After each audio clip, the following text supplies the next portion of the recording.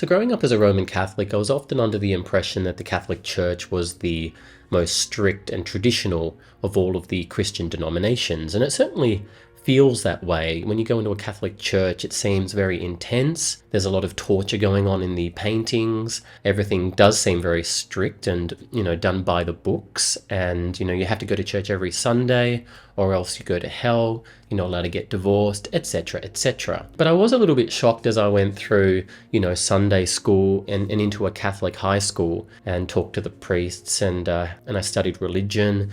And I was always a little bit surprised by how relaxed and secular the Catholic Church was here in Australia.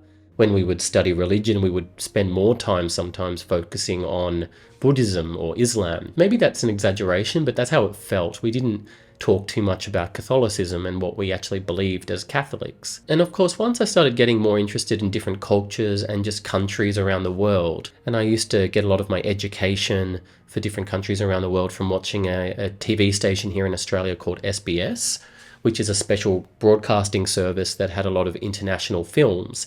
And every Monday night, if you're Australian, you'll know what I'm talking about. Every Monday night, they used to have foreign films that were a little bit racy. They had sex scenes. They would be rated mature.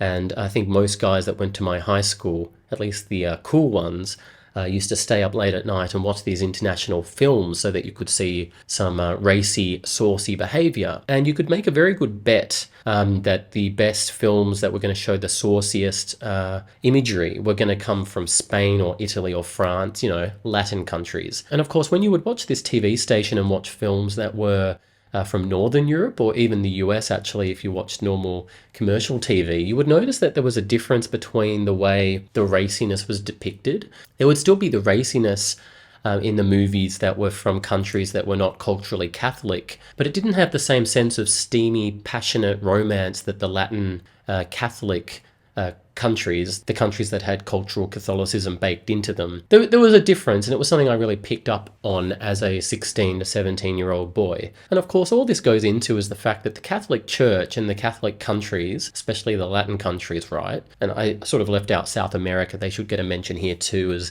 being kind of a bit more similar to those Latin countries for very obvious reasons. But yeah, the Catholic Church was always a bit more open to different cultures and blending their practices and beliefs into the Catholic Church. There's always this interesting contradiction with the Catholic Church, I guess, with the strictness of its rules and the official dogmatic doctrine and the relaxed attitude towards art and racy art, saucy sex scenes in their movies. Now, of course, I'm skipping a bit over the fact that in these countries, there was always a bit of a tension between the very strict Catholics and the broader liberal whole. But I'm talking in terms of cultural Catholicism here and how Catholicism has influenced these countries over time. Or, of course, is it all just more about the Roman Empire and what they deemed as being permissible, and then how the Catholic Church just incorporated those cultures into the Catholic Church? And it's not really that the Catholic Church led to them making racy films, for example, or, it's not to do with the Catholic Church suppressing people particularly. It's more the fact that they were already behaving like this. And the Catholic, once the Roman Empire becomes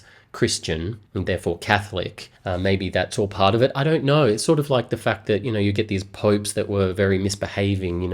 I forget the name of the pope, but the pope that turned the Vatican into a brothel. Is it because of the strict doctrine of the Catholic Church that just couldn't be adhered to because it was too strict? Is that what led to the pope turning the Vatican into a brothel and all of the indulgences and so on? Or were the people in these nations and these cultures already inclined towards that kind of behavior, and the Catholic Church was just more an incidental aspect of that culture? I don't know. Now, obviously, all of this is a bit too messy, and we can never really know what the truth is here, and there's probably a much more nuanced discussion to be had that I am incapable of having. But I do think that it's interesting that I grew up as a Roman Catholic here in Australia and was under the impression that the Catholic Church was very strict and traditional, and it is, right? But then you sort of get this awareness as you get older that we're kind of looser with our rules than other Christian groups.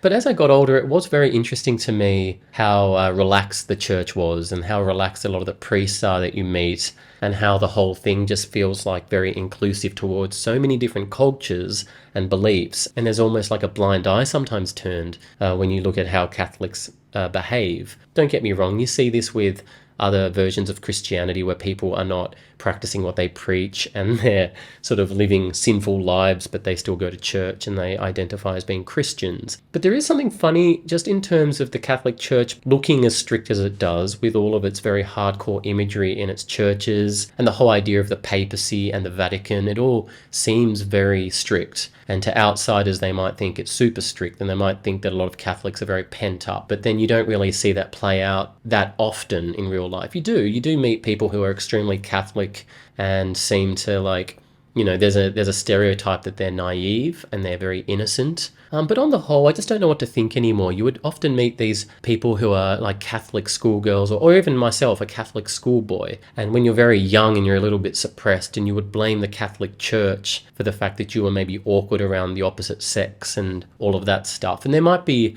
some truth in that idea that sex started to seem a bit like a sin and something that's a bit overblown and wicked. And of course there's this stereotype that Catholics, because they're told that everything they're doing is a sin, that they decide in the end, who cares, let's just sin as much as possible. And then there's this tendency therefore to indulge in the carnal delights of Bucharest or what have you. And that's what I remember talking about a lot with different girls I knew who were, you know, Catholics when I was young. And they would talk about the whole idea of sinfulness and Catholic sin eating away at them and corrupting them. And, you know, this idea that the Catholic Church was leading them towards sin. And I used to think that if you didn't grow up as a Catholic, you wouldn't grow up with all of this guilt. And maybe there's some truth in this. But then there's a strong argument to be made that the Catholic Church, with its lenience towards passionate art, and you get people like Madonna, I guess. You know, I grew up in the 1980s. My dad was a strong Catholic, and of course he hated Madonna. And we're talking about a period where she was doing video clips to things like a Virgin and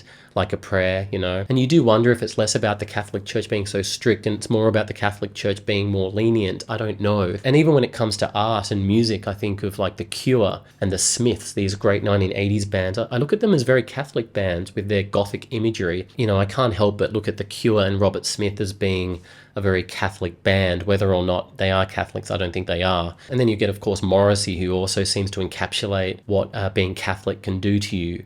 And video clips like I Have Forgiven Jesus, which I'm a very big fan of. I'd be very surprised if Kate Bush wasn't a Catholic as well, but I'll have to confirm that with you later. Anyway, regardless, those are just some thoughts I have on the contradictions of the Catholic Church and how I've never really been able to work out whether or not the Catholic Church is lenient or very strict. And I've never been able to work out whether it's the Catholic Church that is responsible for me becoming a little bit pagan or a little bit interested in Wicca, or even worse, a little bit interested in the Myers-Briggs system. Either way, I'd love to hear from you. Are you a Catholic, or are you a pagan who also grew up as a Catholic, or are you a non-Catholic who hates Catholics? Do you believe that countries that are culturally Catholic, like France and Spain and Italy, are just simply adhering to the looseness of Catholicism, or do you think that they were always going to be like that anyway and they just happen to be Catholics? Let me know your thoughts in the comments, and I'll see you next time.